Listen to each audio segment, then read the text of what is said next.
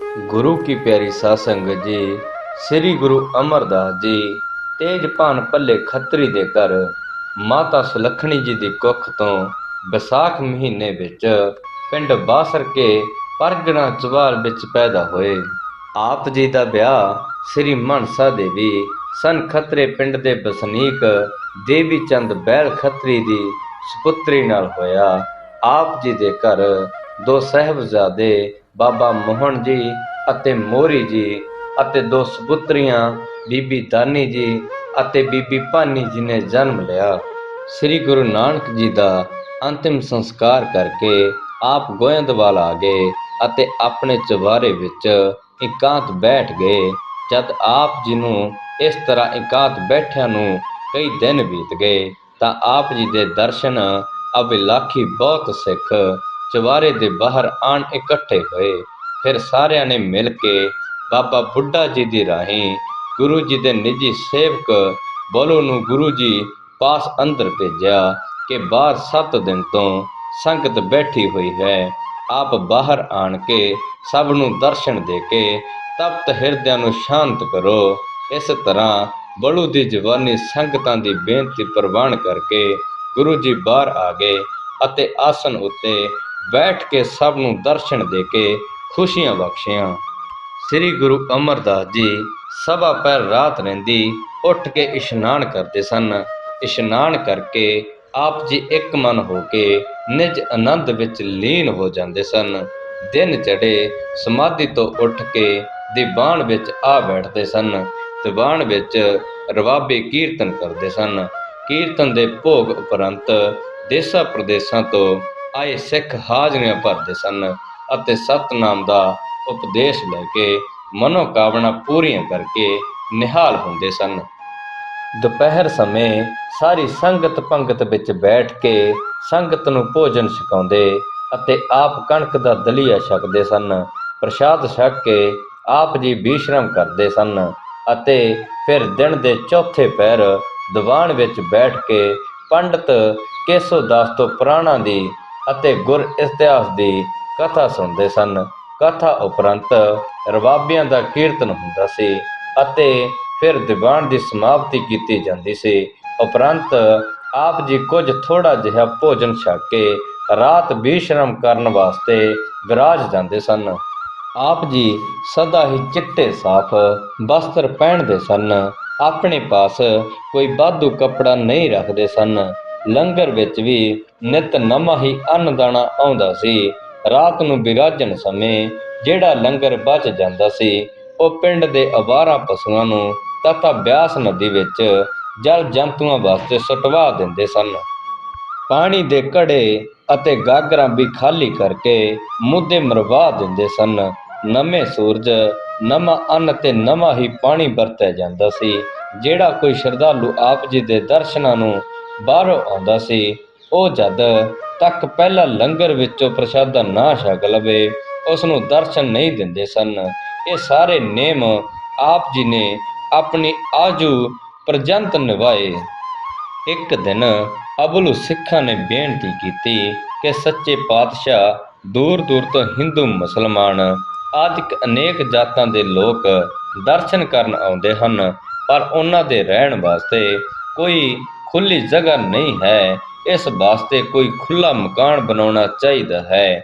ਇਹ ਬੇਨਤੀ ਸੁਣ ਕੇ ਗੁਰੂ ਜੀ ਨੇ ਬਾਬਾ ਬੁੱਢਾ ਜੀ ਆਦਿਕ ਸਿਆਣੇ ਸਿੱਖਾਂ ਨਾਲ ਸਲਾਹ ਕਰਕੇ ਆਪਣੇ ਭਤੀਜੇ ਸਾਵਣ ਮੱਲ ਨੂੰ ਆਖਿਆ ਕਿ ਤੁਸੀਂ ਆਪਣੇ ਨਾਲ 5 ਸਿੱਖ ਲੈ ਕੇ ਰਿਆਸਤ ਹਰੀਪੁਰ ਦੇ ਰਾਜੇ ਪਾਸ ਜਾਓ ਅਤੇ ਉੱਥੋਂ ਮਕਾਨਾਂ ਵਾਸਤੇ ਲੱਕੜਾਂ ਦੇ ਗੱਠੇ ਬੰਨ੍ਹ ਕੇ ਬਿਆਸਾ ਨਦੀ ਰਾਹੀਂ ਭੇਜਣ ਦਾ ਪ੍ਰਬੰਧ ਕਰੋ।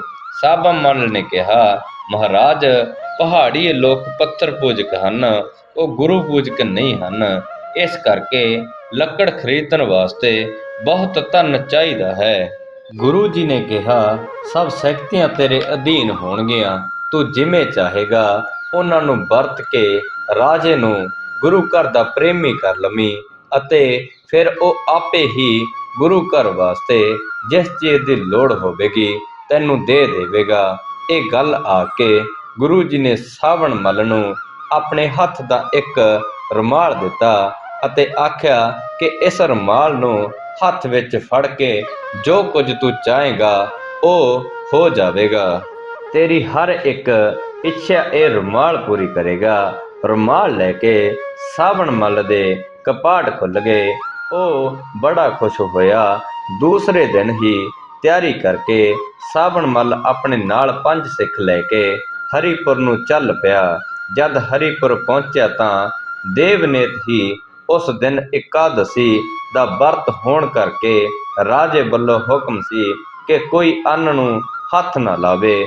ਪਰੰਤੂ ਸਾਵਣ ਮੱਲ ਨੇ ਸਧਾਰਨ ਦੀ ਤਰ੍ਹਾਂ ਪ੍ਰਸ਼ਾਦ ਤਿਆਰ ਕਰਕੇ ਸਾਥੀਆਂ ਸਹਿਤ ਆਪ ਛਕਿਆ ਅਤੇ ਕੁਝ ਅਭਿਆਗਤਾਂ ਨੂੰ ਦੇ ਦਿੱਤਾ। ਇਸ ਗੱਲ ਦੀ ਜਦ ਰਾਜੇ ਨੂੰ ਖਬਰ ਹੋਈ ਤਾਂ ਉਸਨੇ ਭਾਈ ਸਾਵਣ ਮੱਲ ਨੂੰ ਸੱਦ ਕੇ ਪੁੱਛਿਆ ਕਿ ਤੁਸੀਂ ਅੱਜ ਇਕਾਦਸ਼ੀ ਵਾਲੇ ਦਿਨ ਅੰਨ ਕਿਉਂ ਖਾਧਾ ਹੈ, ਵਰਤ ਕਿਉਂ ਨਹੀਂ ਰੱਖਿਆ।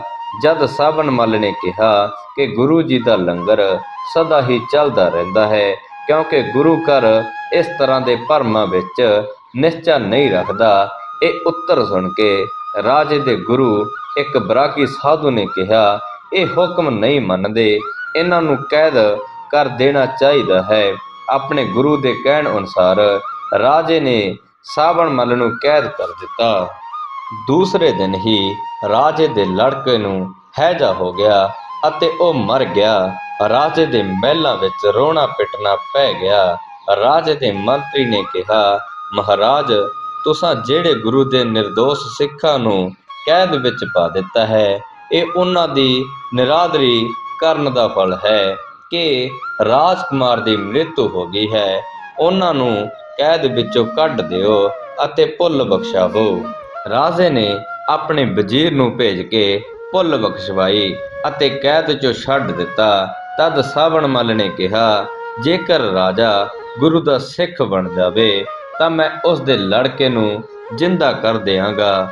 ਜਦ ਰਾਜੇ ਨੂੰ ਇਹ ਗੱਲ ਦੱਸੀ ਗਈ ਤਾਂ ਉਸਨੇ ਕਿਹਾ, ਜੇਕਰ ਮੇਰਾ ਲੜਕਾ ਜਿੰਦਾ ਹੋ ਜਾਵੇ ਤਾਂ ਮੈਂ ਅਤੇ ਮੇਰਾ ਪਰਿਵਾਰ ਸਾਰੇ ਹੀ ਗੁਰੂ ਜੀ ਦੇ ਸਿੱਖ ਬਣ ਜਾਵਾਂਗੇ। ਉਸ ਗੁਰੂ ਜੀ ਦੇ ਸਿੱਖ ਨੂੰ ਛੇਤੀ ਮਹਿਲਾਂ ਵਿੱਚ ਲੈ ਆਓ। ਜਦ ਵਜ਼ੀਰ ਨੇ ਆਦਮੀ ਭੇਜ ਕੇ ਸਾਵਣ ਮੱਲ ਨੂੰ ਮਹਿਲਾਂ ਵਿੱਚ ਸੱਦ ਕੇ ਰਾਜੇ ਦੀ ਇਹ ਗੱਲ ਦੱਸੀ ਤਾਂ ਸਾਵਣ ਮੱਲ ਨੇ ਰਾਜੇ ਨੂੰ ਕਿਹਾ ਕਿ ਤੁਸੀਂ ਸਾਰੇ ਚੁੱਪ ਕਰਕੇ ਬੈਠ ਕੇ ਸਤਨਾਮ ਦਾ ਸਿਮਰਨ ਕਰੋ ਅਤੇ ਰੋਣਾ ਪਿੱਟਣਾ ਬੰਦ ਕਰ ਦਿਓ। ਉਪਰੰਤ ਸਾਵਣ ਮੱਲ ਨੇ ਮੁਰਦਾ ਲੜਕੇ ਪਾਸ ਬਿਠਾ ਕੇ ਜਪਜੀ ਸਾਹਿਬ ਦਾ ਪਾਠ ਕਰਕੇ ਜਦ ਗੁਰੂ ਜੀ ਦੇ ਰੁਮਾਲ ਦੀ ਕੰਨੀ ਧੋ ਕੇ ਲੜਕੇ ਦੇ ਮੂੰਹ ਵਿੱਚ ਪਾਈ ਅਤੇ ਰੁਮਾਲ ਫੜ ਕੇ ਉਸ ਦੇ ਸਿਰ ਉੱਤੇ ਫੇਰ ਕੇ ਸਤਨਾਮ ਆਖਿਆ ਤਾਂ ਲੜਕਾ ਉੱਠ ਕੇ ਬੈਠ ਗਿਆ। ਇਹ ਗੱਲ ਦੇਖ ਕੇ ਰਾਜਾ ਅਤੇ ਰਾਣੀ ਸਾਵਣ ਮੱਲ ਜੀ ਦੇ ਚਰਨਾਂ ਤੇ ਪੈ ਗਏ। ਮਹਿਲਾਂ ਵਿੱਚ ਖੁਸ਼ੀਆਂ ਦੀ ਲਹਿਰ ਦੌੜ ਗਈ।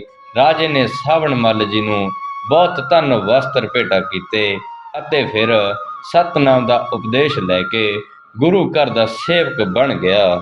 ਉਪਰੰਤ ਸਾਰੀ ਰਿਆਸਤ ਦੇ ਲੋਕ ਗੁਰੂ ਘਰ ਦੇ ਸਿੱਖ ਬਣ ਗਏ। ਜਦ 2-4 ਦਿਨ ਖੁਸ਼ੀਆਂ ਵਿੱਚ ਲੰਘ ਗਏ ਤਾਂ ਇੱਕ ਦਿਨ ਰਾਜੇ ਨੇ ਸਾਵਣ ਮੱਲ ਨੂੰ ਇੱਥੇ ਆਉਣ ਦਾ ਕਾਰਨ ਪੁੱਛਿਆ। ਸਾਵਣ ਮੱਲ ਨੇ ਕਿਹਾ, ਮਹਾਰਾਜ, ਬਿਆਸ ਨਦੀ ਦੇ ਕਿਨਾਰੇ ਇੱਕ ਗੋਇੰਦਵਾਲ ਨਗਰ ਹੈ। ਉੱਥੇ ਗੁਰੂ ਨਾਨਕ ਦੇਵ ਜੀ ਦੀ ਗੱਦੀ ਉੱਤੇ ਤੀਜੇ ਥਾਂ ਬੈਠਣ ਵਾਲੇ ਗੁਰੂ ਅਮਰਦਾਸ ਜੀ ਨਿਵਾਸ ਰੱਖਦੇ ਹਨ। ਉਹਨਾਂ ਦੇ ਦਰਸ਼ਨਾਂ ਨੂੰ ਬਹੁਤ ਸਿੱਖ ਸੇਵਕ ਸੰਗਤਾਂ ਆਉਂਦੀਆਂ ਹਨ। ਉਹਨਾਂ ਦੇ ਆਰਾਮ ਵਾਸਤੇ ਗੁਰੂ ਜੀ ਉੱਥੇ ਮਕਾਨ ਬਣਵਾ ਰਹੇ ਹਨ, ਜਿਨ੍ਹਾਂ ਵਾਸਤੇ ਬਹੁਤ ਲੱਕੜ ਦੀ ਲੋੜ ਹੈ। ਰਾਜੇ ਨੇ ਉਸੇ ਸਮੇਂ ਹੀ ਆਪਣੇ ਆਦਮੀਆਂ ਨੂੰ ਹੁਕਮ ਦੇ ਦਿੱਤਾ ਕਿ ਮਕਾਨਾਂ ਵਿੱਚ ਕੰਮ ਆਉਣ ਵਾਲੀ ਦਿਆਰ ਵਿਆਰ ਆਦਿਕ ਵੱਢ ਕੇ ਉਹਨਾਂ ਦੇ ਵਿਹੜੇ ਬੰਨ੍ਹ ਕੇ ਵਿਆਸਾਂ ਵਿੱਚ ਤਾਰ ਦਿਓ। ਇਸ ਤਰ੍ਹਾਂ ਛੇਤੀ ਹੀ ਬਹੁਤ ਸਾਰੀ ਲੱਕੜੀ ਗੋਇੰਦਵਾਲ ਪਹੁੰਚਣ ਲੱਗ ਗਈ ਅਤੇ ਲੋਕ ਆਪੋ ਆਪਣੇ ਮਕਾਨ ਤੇ ਦੁਕਾਨਾਂ ਉਸਾਰਨ ਲੱਗ ਪਏ। ਜਦ ਲੱਕੜਾਂ ਦੀ ਲੋੜ ਪੂਰੀ ਹੋ ਗਈ ਤਾਂ ਗੁਰੂ ਜੀ ਨੇ ਸਾਵਣ ਮੱਲ ਨੂੰ ਗੋਇੰਦਵਾਲ ਵਾਪਸ ਸੱਦ ਭੇਜਿਆ। ਪਰ ਸਾਵਣ ਮੱਲ ਨੇ ਵਿਚਾਰਿਆ ਕਿ ਜੇਕਰ ਮੈਂ ਚਲਿਆ ਗਿਆ ਤਾਂ ਗੁਰੂ ਜੀ ਮੇਰੇ ਪਾਸੋਂ ਆਪਣਾ ਰੁਮਾਲ ਲੈ ਲੈਣਗੇ ਫਿਰ ਮੇਰੀ ਕੋਈ ਮਾਨਤਾ ਨਹੀਂ ਰਹੇਗੀ, ਮੇਰੀ ਸਾਰੀ ਸ਼ਕਤੀ ਚਲੀ ਜਾਵੇਗੀ। ਚੰਗਾ ਇਹੀ ਹੈ ਕਿ ਮੈਂ ਗੋਇੰਦਵਾਲ ਨਾ ਹੀ ਜਾਵਾਂ। ਇਹ ਵਿਚਾਰ ਕੇ ਜਦ ਸਾਵਣ ਮੱਲ ਨੇ ਗੁਰੂ ਜੀ ਦੀ ਆਗਿਆ ਦਾ ਪਾਲਣ ਨਾ ਕੀਤਾ ਤਾਂ ਗੁਰੂ ਜੀ ਨੇ ਉਸ ਦੀ ਸਾਰੀ ਸ਼ਕਤੀ ਖਿੱਚ ਲਈ। ਸ਼ਕਤੀ ਦੇ ਚਲੇ ਜਾਣ ਨਾਲ ਸਾਵਣ ਮੱਲ ਬਹੁਤ ਪਛਤਾਇਆ ਅਤੇ ਗੁਰੂ ਜੀ ਤੋਂ ਆਪਣੀ ਭੁੱਲ ਬਖਸ਼ਾਉਣ ਵਾਸਤੇ ਗੋਇੰਦਵਾਲ ਜਾਣ ਵਾਸਤੇ ਤਿਆਰ ਹੋ ਕੇ ਉਸਨੇ ਰਾਜੇ ਨੂੰ ਕਿਹਾ ਕਿ ਆਪਣੇ ਪਰਿਵਾਰ ਸਹਿਤ ਗੋਇੰਦਵਾਲ ਚੱਲ ਕੇ ਗੁਰੂ ਜੀ ਦੇ ਦਰਸ਼ਨ ਕਰਕੇ ਆਪਣਾ ਜਨਮ ਸਫਲ ਕਰ ਲਵੋ। ਗੁਰੂ ਜੀ ਆਪਣੇ ਸੇਵਕਾਂ ਦੀਆਂ ਮਨੋਕਾਮਨਾ ਪੂਰੀਆਂ ਕਰ ਦਿੰਦਾ ਹੈ। ਸਾਵਣ ਮੱਲ ਦੀ ਪ੍ਰੇਰਣਾ ਨਾਲ ਰਾਜੇ ਤੇ ਰਾਣੀ ਵੀ ਗੁਰੂ ਜੀ ਦੇ ਦਰਸ਼ਨ ਕਰਨ ਵਾਸਤੇ ਗੋਇੰਦਵਾਲ ਆ ਗਏ। ਪਹਿਲਾ ਸਾਵਣ ਮੱਲ ਆਪ ਇਕੱਲਾ ਹੀ ਗੁਰੂ ਜੀ ਪਾਸ ਹਾਜ਼ਰ ਹੋਇਆ ਅਤੇ ਮੱਥਾ ਟੇਕ ਕੇ ਆਖਿਆ ਕਿ ਮਹਾਰਾਜ, ਹਰੀਪੁਰ ਦਾ ਰਾਜਾ ਆਪਣੀਆਂ ਰਾਣੀਆਂ ਸਮੇਤ ਆਪ ਜੀ ਦੇ ਦਰਸ਼ਨ ਕਰਨ ਵਾਸਤੇ ਆਇਆ ਹੈ। ਗੁਰੂ ਜੀ ਨੇ ਬਚਨ ਕੀਤਾ ਕਿ ਰਾਜਾ ਪਹਿਲਾਂ ਲੰਗਰ ਵਿੱਚੋਂ ਪ੍ਰਸ਼ਾਦ ਛਕ ਕੇ ਫਿਰ ਸਾਡੇ ਪਾਸ ਆਵੇ ਅਤੇ ਜੇਕਰ ਉਸ ਦੀਆਂ ਰਾਣੀਆਂ ਵੀ ਆਉਣਾ ਚਾਹਣ ਤਾਂ ਉਹ ਚਿੱਟੇ ਕੱਪੜੇ ਪਹਿਨ ਕੇ ਆਉਣ, ਰੰਗਦਾਰ ਕੱਪੜੇ ਪਹਿਨ ਕੇ ਕੋਈ ਨਾ ਆਵੇ ਅਤੇ ਨਾ ਹੀ ਕੋਈ ਮੂੰਹ ਕੱਜ ਕੇ ਆਵੇ। ਜਦ ਰਾਜਾ ਇਸ ਤਰ੍ਹਾਂ ਗੁਰੂ ਜੀ ਦੀ ਆਗਿਆ ਅਨੁਸਾਰ ਹੀ ਪ੍ਰਸ਼ਾਦ ਛਕ ਕੇ ਰਾਣੀਆਂ ਨੂੰ ਚਿੱਟੇ ਕੱਪੜੇ ਪਵਾ ਕੇ ਗੁਰੂ ਜੀ ਦੇ ਹਾਜ਼ਰ ਹੋਇਆ ਤਾਂ ਇੱਕ ਰਾਣੀ ਨੇ ਗੁਰੂ ਜੀ ਪਾਸ ਕੁਝ ਸਿੱਖ ਬੈਠੇ ਹੋਏ ਵੇਖ ਕੇ ਘੁੰਡ ਕੱਢ ਲਿਆ। ਗੁਰੂ ਜੀ ਨੇ ਉਸ ਨੂੰ ਵੇਖ ਕੇ ਆਖਿਆ ਕਿ ਇਹ ਕਮਲੀਏ ਕਿਸ ਕਰਕੇ ਆਈ ਹੈ? ਜੇਕਰ ਇਸ ਨੂੰ ਸਾਡੇ ਦਰਸ਼ਨ ਕਰਨੇ ਚੰਗੇ ਨਹੀਂ ਸਨ ਲੱਗਦੇ, ਆਪ ਜੀ ਦੇ ਇਸ ਸੁਭਾਵਕ ਵਾਕ ਨਾਲ ਉਹ ਰਾਣੀ ਤਤਛਿਨ ਹੀ ਸ਼ੁੱਧ ਬੁੱਧ ਭੁੱਲ ਕੇ ਚੀਕਾ ਮਾਰਦੀ ਹੋਈ ਬਾਹਰ ਨੂੰ ਭੱਜ ਗਈ। ਇਹ ਗੱਲ ਵੇਖ ਕੇ ਰਾਜਾ ਬੜਾ ਪਰੇਸ਼ਾਨ ਹੋਇਆ। ਉਸ ਨੂੰ ਗੁਰੂ ਜੀ ਦੇ ਬਚਨਾਂ ਉੱਤੇ ਬਹੁਤ ਸ਼ਰਧਾ ਵੱਜ ਗਈ। ਰਾਜਾ ਗੁਰੂ ਜੀ ਦੇ ਦਰਸ਼ਨ ਕਰਕੇ ਵਾਪਸ ਆਪਣੇ ਰਾਜ ਨੂੰ ਚਲਿਆ ਗਿਆ। ਗੁਰੂ ਜੀ ਨੇ ਸਾਵਣ ਮੱਲ ਦਾ ਸ਼ਰਧਾ ਪ੍ਰੇਮ ਵੇਖ ਕੇ ਉਸ ਨੂੰ ਫਿਰ ਵਰ ਸ਼ਕਤੀ ਬਖਸ਼ ਦਿੱਤੀ ਅਤੇ ਆਖਿਆ ਕਿ ਤੁਸੀਂ ਹਰੀਪੁਰ ਜਾ ਕੇ ਗੁਰੂ ਸਿੱਖੀ ਦਾ ਪ੍ਰਚਾਰ ਕਰੋ, ਫਿਰ ਕਦੀ ਮਨ ਵਿੱਚ ਇਸ ਸ਼ਕਤੀ ਦਾ ਹੰਕਾਰ ਨਾ ਕਰਨਾ। ਕਮਲੀ ਹੋ ਗਈ ਰਾਣੀ ਦਾ ਵਿਆਹ। ਗੁਰੂ ਜੀ ਨੇ ਆਪਣੇ ਸਿੱਖ ਸਚਨ ਸੱਚ ਨਾਲ ਜੋ ਲੰਗਰ ਵਾਸਤੇ ਲੰਗਰ ਵਿੱਚੋਂ ਲੱਕੜਾ ਲਿਆਉਂਦਾ ਹੁੰਦਾ ਸੀ ਕਰ ਦਿੱਤਾ ਅਤੇ ਆਪਣੀ ਕਿਰਪਾ ਦ੍ਰਿਸ਼ਟੀ ਨਾਲ ਰਾਣੀ ਦਾ ਰੋਗ ਵੀ ਦੂਰ ਕਰ ਦਿੱਤਾ।